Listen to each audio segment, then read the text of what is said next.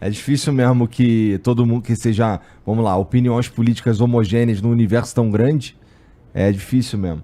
Qual que era, durante a pandemia, com essas lives que você fazia aí, cara, tinha algum tema recorrente? Porque a gente tava passando por uma pandemia, né? Sim, muitas vezes a gente falava mais para trazer consolo, né? Porque muita gente perdendo emprego, Sim. muita gente com medo de morrer, né? Eu mesmo me pelava, gordo, diabético, mais velho, com asma. Eu falei, o dia que você pegar esse negócio, eu morro. Doido pra ir ver o Papai do Céu, né?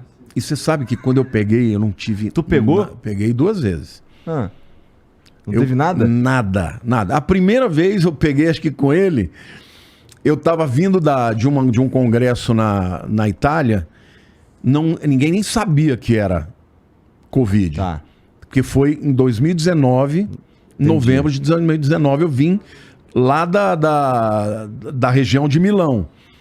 E a gente foi para um hotel que tinha uns 50 chineses lá. Pronto, eu voltei 10 dias depois, eu tive uma pneumonia dupla que eu quase morri. Tá. Foi pro hospital, ele tava lá, pegou também. A segunda vez que eu peguei, eu não tive nada. Zero. Aí passou o medo. E aí as mensagens, então, eram Era basicamente mensagem de fé, de consolo. esperança, consolo. Mas eu sempre tive, em primeiro lugar, falar de Cristo.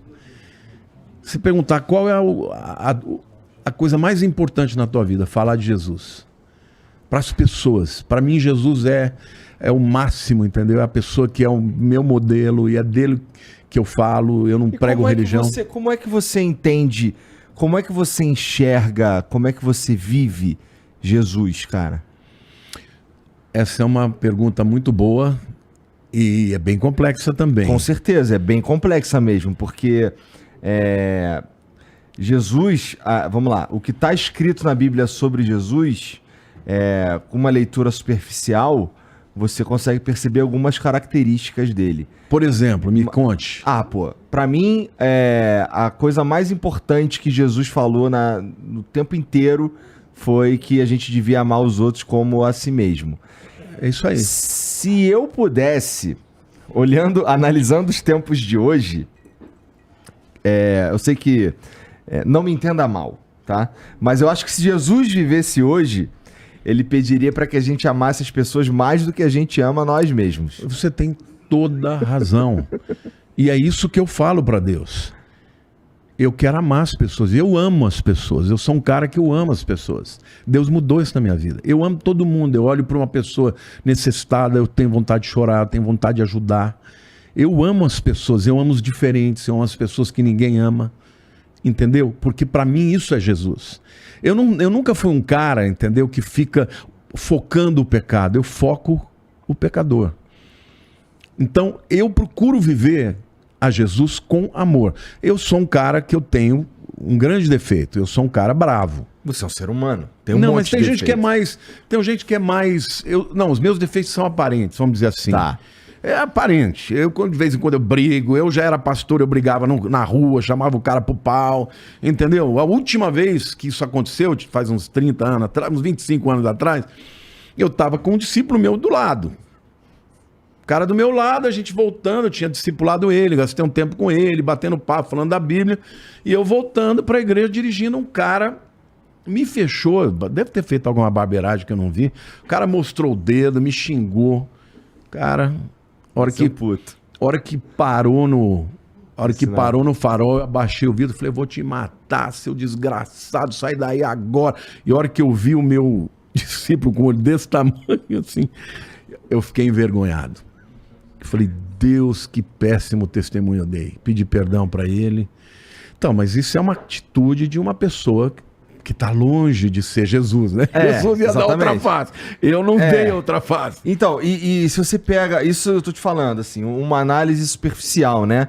Mas à medida que você vai olhando melhor e você vai... Isso eu entendi na conversa com o Caio Fábio. E você vai se apaixonando pela personalidade de Jesus. Ele é apaixonante. Pelas características mesmo de Jesus. você começa a enxergar a vida de uma outra maneira. O Caio, ele fala, por exemplo, que Jesus é a lente que ele usa para enxergar a vida. E em todos os aspectos. Para mim também. É? Eu penso o seguinte, Jesus é o padrão perfeito. Então, como ele lidava, quais são as únicas pessoas para quem Jesus foi duro na Bíblia? Para os religiosos. Isso não é interessante? Não comunica uma parada interessante? Totalmente.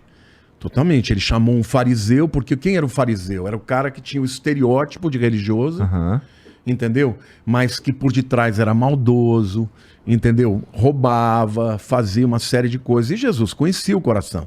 Então ele chamou de fariseus hipócritas, sepulcros caiados. O que é o sepulcro caiado? É um túmulo pintado de branco, então por fora parece limpo, mas por dentro tá podre.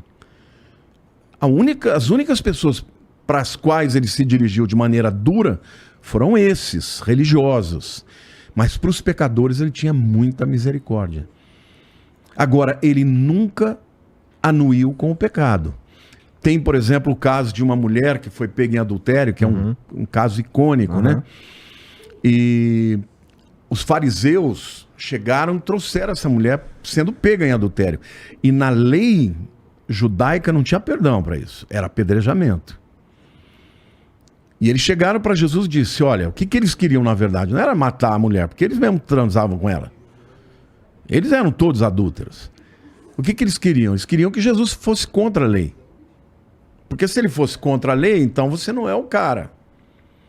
Por isso eles perguntaram, escuta, na lei de Moisés diz que essa mulher foi pega em adultério, ela tem que ser apedrejada. O que você me diz? E Jesus estava escrevendo na lei assim. Ele falou, olha, se alguém não tem pecado, atire a primeira pedra. E foram saindo, começando pelos mais velhos. Porque foram os primeiros a falar, putz, eu já vivi tanto, já pequei muito. Foi todo mundo embora. Quando foi todo mundo embora, ele olhou para ela e falou, filha, onde estão os que te condenavam? Ninguém te condenou? Ela falou, não. Ele falou, eu também não te condeno. Mas ele acrescentou, vai e não peques mais. Então não é que ele disse para ela que o que ela estava fazendo estava tudo bem. Ele disse que era pecado. Ele só disse, mas eu te amo assim mesmo. Só não peca mais. Lute para que isso não aconteça mais. E é isso na minha vida. Cara, quantas vezes eu erro na mesma coisa? Mas eu venho para Deus e falo, Senhor, me ajuda, eu quero vencer essa área. Porque quando você ama a Deus, você sabe que quando você dá um mau testemunho, é Ele, é o nome dele que vai ser envergonhado.